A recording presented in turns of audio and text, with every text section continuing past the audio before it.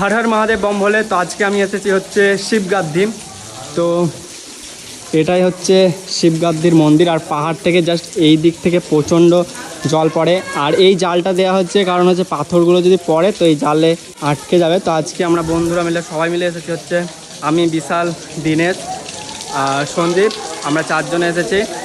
তো সিঁড়ি আছে এইদিকে, সিঁড়ি হয়ে আমরা এসেছি। তো এই ভিতরে হচ্ছে বাবার মন্দির।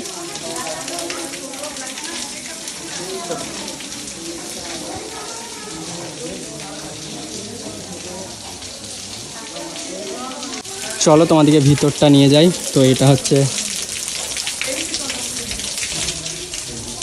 গণপতি বাপ্পা, আর এটা পুরো পাথরের, দেখতেই পাচ্ছ তোমরা পুরো পাথর। আর এখানে ভোলেনাথ আছে।